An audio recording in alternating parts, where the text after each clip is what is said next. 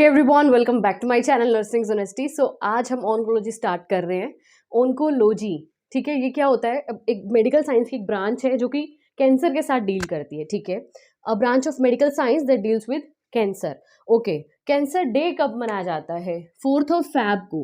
4 fab को cancer day मनाया जाता है, कैंसर डे।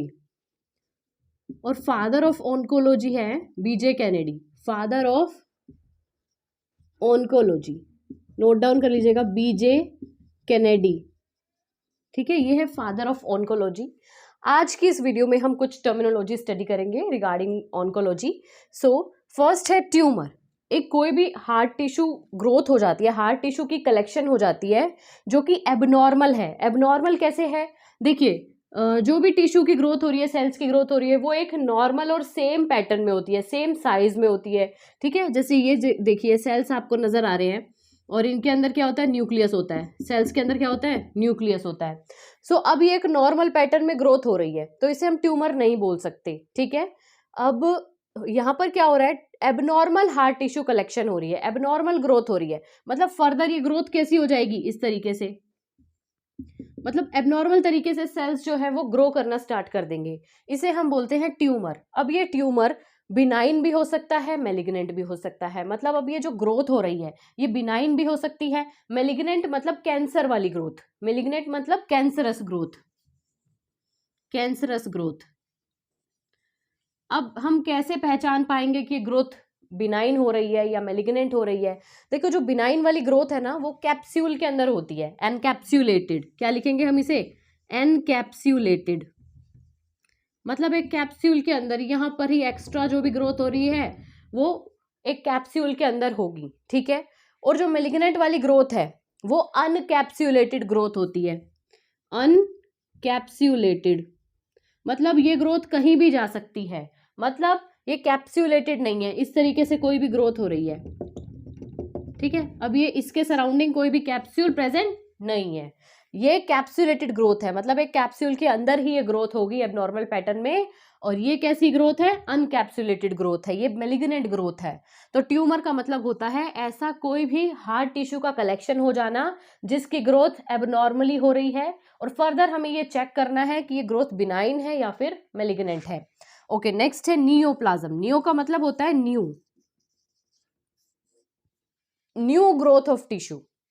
यहाँ पर टिश्यू की न्यू ग्रोथ हो रही है जो कि बिनाइन भी हो सकती है और मेलिग्नेंट भी हो सकती है।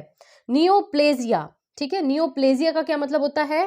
प्लेजिया मतलब ग्रोथ, न्यू ग्रोथ। यहाँ पर क्या हो रहा है? न्यू ग्रोथ तो हो रही है लेकिन एक्सेसिव ग्रोथ हो रही है, मतलब बहुत ज्यादा ग्रोथ कर रहा है टिश्यू, बहुत ज्यादा टिश्यू ग्रो कर रहा है, तो इसे हम बोलेंगे नियोप्लेजिया। ठीक है, तो अभी हमने देखा ट्यूमर, नियोप्लाज्म और नियोप्लेजिया। नेक्स्ट हम देख रहे हैं हाइपरप्लेजिया। ठीक है, हाइपरप्लेजिया मतलब नंबर ऑफ सेल्स का इंक्रीज हो जाना। जैसे देखो, एक नॉर्मल पैटर्न होता है सेल्स का इस तरीके से। ठीक है, हाइपरप्लेजिया का मतलब है सेल्स का नंबर इंक्रीज होना, मतलब नंबर ऑफ सेल यहाँ पर इंक्रीज हो जाएंगे, बट उनकी जो अरेंजमेंट है वो कैसी रहेगी? नॉर्मल रहेगी। ये नॉर्मल पैटर्न है, ऐसा होता रहता है हमारी बॉडी में। ओल्ड एज में क्या होता है? डीजनरेटिव चेंजेस आते हैं, जिसकी वजह से क्या होता है, जो ओल्ड एज में आपने देखा होगा जो पर्सन होते हैं उनकी जो हाइट है वो भी कम होने लग जाती है। कैसे होने लग जाती है? क्योंकि नंबर ऑफ सेल्स है वो ग्रो करना बंद कर देते हैं, डीजनरेट होना स्टार्ट हो जाते हैं, तो डीजनरेटिव चेंजेस आते हैं। बट अडल्ट एज में क्या होता है? ये सेल नॉर्मल पैटर्न में अरेंज होते हैं और नॉर्मल पैटर्न में ही ग्रो करते हैं। बट जब ये अबनॉर्मल पैटर्न में ग्रो करने लग जाए तो वो ग्रोथ जो है वो सही नहीं है, आप समझ लीजिए। तो तब हमें जो है डायग्नोस्टिक इन्वेस्टिगेशन करानी पड़ती है। तब हमें देखना पड़ता है कि अब नॉर्मल पैटर्न में सेल की ग्रोथ हो गई है, अब ये बिनाइन है या मेलिग्नेंट है। सो अब देखिए, नॉर्मल पैटर्न में सेल की ग्रोथ हो रही है, अब इसमें क्या होगा? नॉर्मल अरेंजमेंट रहेगा और नॉर्मल पैटर्न रहेगा। मतलब फर्दर भी जब ये ग्रोथ हो रही है तो ये नॉर्मल ही रहेगी, नॉर्मल पैटर्न में, नॉर्मल अरेंजमेंट में आपको नजर आएगी। ठीक है, तो एक नॉर्मल कंडीशन है, इसे हम बोलते हैं हाइपरप्लेजिया। नेक्स्ट है हाइपरट्रॉफी। ट्रॉफी मतलब होता है साइज। अब यहाँ सेल के नंबर की बात हो रही थी, यहाँ सेल के साइज की बात हो रही है। यहाँ पर सेल का साइज बढ़ जाएगा बट एक नॉर्मल अरेंजमेंट और नॉर्मल पैटर्न के अंदर। देखो, जैसे ये सेल थे नॉर्मल अरेंजमेंट और नॉर्मल पैटर्न में, अब इनका साइज बढ़ जाएगा, पैटर्न सेम रहेगा। ठीक है, मतलब 6 सेल्स नीचे थे, 6 ऊपर ग्रो हुए, साइज में फर्क आ गया, साइज इनका बढ़ गया, इतना सा डिफरेंस है। ये भी एक नॉर्मल कंडीशन है जिसे हम हाइपरट्रॉफी बोलते हैं। नियोप्लेजिया, अभी हमने पढ़ा था एक्सेसिव ग्रोथ हो जाती है टिश्यू की, लेकिन वो जो ग्रोथ होगी वो एबनॉर्मल अरेंजमेंट और एबनॉर्मल पैटर्न में होगी। जैसे देखो ये सेल का एक नॉर्मल अरेंजमेंट है, नॉर्मल पैटर्न है, अब ऊपर ग्रोथ कैसी हो रही है, ऐसी हो रही है, ऐसी ऐसी एबनॉर्मल पैटर्न में ग्रोथ हो रही है, ठीक है। तो इसे हम बोलते हैं नियोप्लेजिया। क्या बोलते हैं, नियोप्लेजिया। एट्रोफी, एट्रोफी मतलब सेल का साइज घट जाना, डिक्रीज सेल साइज कम हो जाएगा, उसे हम बोलते हैं एट्रोफी। मेटाप्लेजिया, मेटाप्लेजिया की कंडीशन में क्या होता है, अडल्ट टिश्यू जो है दूसरे टिश्यू में कन्वर्ट हो जाता है, मतलब एक अडल्ट टिश्यू दूसरे अडल्ट टिश्यू में कन्वर्ट हो जाएगा, जिसे हम बोलती है मेटाप्लेजिया। क्या बोलेंगे, मेटाप्लेजिया। फॉर एग्जाम्पल जो ट्रांजिशनल है वो स्क्वेमस में बदल जाएगा, ट्रांजिशनल जो टिश्यू है वो किस में चेंज हो जाएगा, स्क्वेमस में, और जो स्क्वेमस है वो किस में चेंज होगा, कोलमनार में। तो ये एग्जाम्पल मैंने आपको दिया है, ट्रांजिशनल स्क्वेमस में चेंज हो गया या स्क्वेमस कोलमनार में चेंज हो गया। तो ऐसे चेंजेस जब आने लगे उस कंडीशन को हम मेटाप्लेजिया बोलते हैं। कंप्लीट ऑन्कोलॉजी हम स्टडी करेंगे, बेसिक टू एडवांस। कुछ भी आपकी क्वेरी हो, कोई कुछ भी आपको समझ नहीं आ रहा हो तो कमेंट डाउन कर दीजिएगा, मैं जरूर से क्लियर आउट कर दूंगी। सो देखिए सबसे पहले हम देखते हैं CA और ओमा का जो है वो सफिक्स है और CA जो है वो प्रीफिक्स है। मतलब अगर ऐसे लिखा हुआ है CA लीवर या लीवर CA, तो ये डिनोट कर रहा है कैंसर को। या ओमा है जैसे सार्कोमा, कार्सिनोमा, तो ओमा लगा ना, देखिए इनका जो सफिक्स है वो क्या आया, ओमा। तो इसका मतलब है ये कैंसर को डिनोट कर रही है कंडीशंस, ठीक है। सो सार्कोमा, अब इसमें होगा तो कैंसर, बट हम देखते हैं it is a malignant tumour of connective tissue. अब कनेक्टिव टिश्यू का ये कैंसर हो गया है, ठीक है, इसे हम बोलेंगे कनेक्टिव टिश्यू में मेलिग्नेंसी हो गई है। अब कनेक्टिव टिश्यू में आता है बोन, ब्लड, मसल, तो इन तीनों को कवर कर लेगा। ये जो ट्यूमर है, ये जो मेलिग्नेंट ट्यूमर है, कनेक्टिव टिश्यू में ट्यूमर हुआ है, ये बोन में भी हो सकता है, ब्लड में हो सकता है, मसल में हो सकता है, तो ये कार्सिनोमा से ज्यादा डेंजरस है, ठीक है। कार्सिनोमा जो है वो एपिथेलियल टिश्यू का कैंसर है। कैंसरस ग्रोथ कहाँ हुई है, एपिथेलियल टिश्यू, मतलब जो आउटर लेयर होती है वहां पर हुई है, बट इन्फेस्टेशन यहां पर हो गया कनेक्टिव टिश्यू के अंदर, तो ये ज्यादा डेंजरस होगा सार्कोमा कार्सिनोमा से। इन्वेजन, इन्वेजन का मतलब होता है, देखिए ये ग्रोथ हो रही है और ये बेसमेंट मेम्ब्रेन होती है, सेल की बेसमेंट मेम्ब्रेन होती है। अब ये जो ग्रोथ है पहले बेसमेंट मेम्ब्रेन के ऊपर ऊपर थी, अब बेसमेंट मेम्ब्रेन को इरोड करती हुई उसके अंदर घुस जाएगी ये ग्रोथ, बेसमेंट मेम्ब्रेन को तोड़ती हुई ये जो ग्रोथ है बेसमेंट मेम्ब्रेन के उस पार चली जाएगी, इसे हम बोलते हैं इन्वेजन होना। Penetration of cancer cell into surrounding tissue because cancer cell have less calcium. अब कैंसर सेल के अंदर इतनी पावर होती है कि जो कैंसर वाले सेल्स होते हैं ना, ये कहीं भी जा सकते हैं। देखो बिनाइन वाले मैंने आपको बताया था, कैप्सूल के अंदर बिनाइन वाले रहते हैं, तो जब तक ये कैप्सूल बना हुआ है जब तक तो ये सेल्स बाहर नहीं जा सकते। बट मेलिग्नेंट जो सेल्स होते हैं उनकी ग्रोथ ऐसे होती है, अब इसके सराउंडिंग कोई भी कैप्सूल नहीं बना हुआ, अब ये ग्रोथ कहीं भी जा सकती है।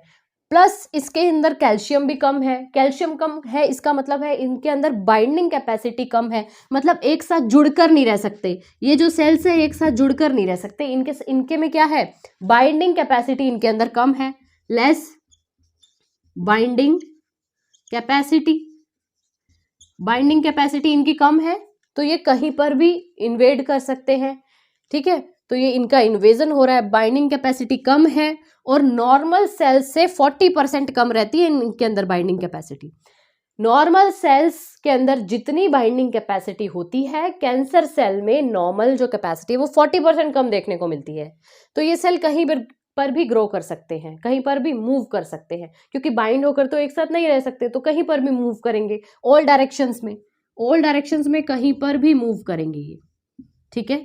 सो दैट्स वाई ये यहाँ पर जो ये मेम्ब्रेन है, बेसमेंट मेम्ब्रेन है, इसको भी इरोड कर रहे हैं, पेनिट्रेट कर रहे हैं, इसके अंदर से भी होकर के आगे चले गए हैं, ठीक है। Penetration of cancer cells into surrounding tissue, क्योंकि इनके अंदर कैल्शियम लेस है और बाइंडिंग कैपेसिटी इनकी कम हो गई है, तभी ये मूव कर पा रहे हैं और है ये कैंसर सेल्स।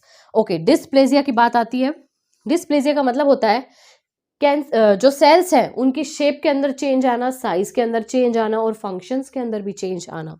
देखो, जैसे एक नॉर्मल सेल इस तरीके का दिखता है, अब जब वो कैंसरस हो जाएगा तो उसकी अबनॉर्मल शेप हो जाएगी, साइज भी बढ़ जाएगा, ठीक है, तो उसे हम बोलते हैं डिस्प्लेजिया होना। और ये 4 टाइप्स का हो सकता है, type 1, type 2, type 3, type 4, 4 type का हो सकता है ये डिस्प्लेजिया। टाइप 1 को हम ग्रेड 1 बोलेंगे, टाइप 2 को ग्रेड 2, इसी तरीके से ग्रेड 3 और ग्रेड 4। टाइप 1 में 25% सेल के अंदर चेंजेस देखने को मिलते हैं, जिसे हम बोलते हैं माइल्ड डिस्प्लेजिया। नोट डाउन कीजिएगा, माइल्ड डिस्प्लेजिया। जब हम डायग्नोस करेंगे तो ग्रेडिंग हमारे बहुत काम आने वाली है डिस्प्लेजिया की। नेक्स्ट है टाइप 2, इसे हम बोलते हैं ग्रेड 2। इसके अंदर 50% सेल के अंदर चेंजेस देखने को मिलते हैं, जिसे हम बोलते हैं मॉडरेट डिस्प्लेजिया। क्या बोलेंगे? Moderate dysplasia. इसी तरीके से जब सेल के अंदर 75% जो है चेंजेस देखने को मिलते हैं तो हम उसे बोलेंगे सीवियर डिस्प्लेजिया, सीवियर डिस्प्लेजिया। और जब 100% सेल के अंदर चेंजेस देखने को मिले, जब हम नॉर्मल और एबनॉर्मल सेल्स को बिल्कुल भी डिफरेंशिएट नहीं कर पाए, उस केस को हम बोलेंगे पुअरली डिफरेंशिएट। क्या बोलेंगे? Poorly differentiate, poorly differentiated. और इसको, इस कंडीशन को, पुअरली डिफरेंशिएट कंडीशन को हम क्या बोलते हैं? एनाप्लेजिया। नोट डाउन कीजिएगा, पुअरली डिफरेंशिएट को हम बोलते हैं एनाप्लेजिया, एनाप्लेजिया।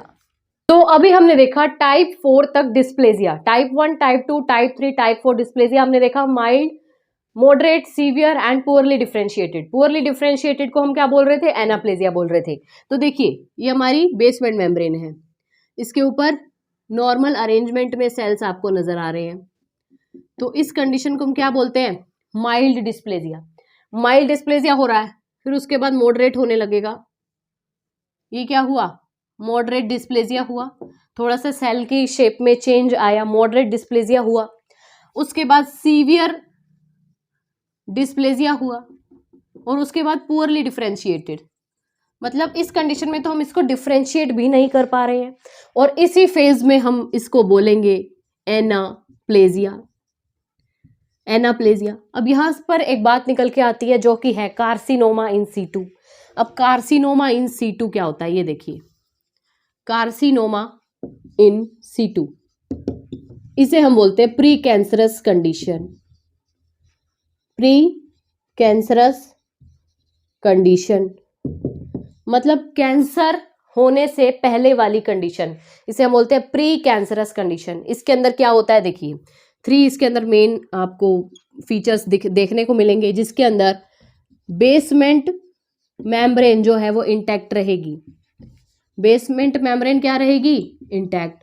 अभी मैंने आपको इन्वेजन का मतलब बताया था, तो यहां पर इन्वेजन अभी नहीं हुआ है, इन्वेजन नहीं हुआ है। इन्वेजन का मतलब बेसमेंट मेम्ब्रेन को तोड़ करके सेल ने इरोड कर दिया है, सेल बेसमेंट मेम्ब्रेन के उस पार चले गए, ऐसा अभी नहीं हुआ। सेल का पैटर्न चेंज हुआ, सेल अब नॉर्मल हो गए हैं, बस बेसमेंट मेम्ब्रेन के उस पार अभी सेल नहीं गए हैं, बेसमेंट मेम्ब्रेन अभी बनी हुई है, ठीक है।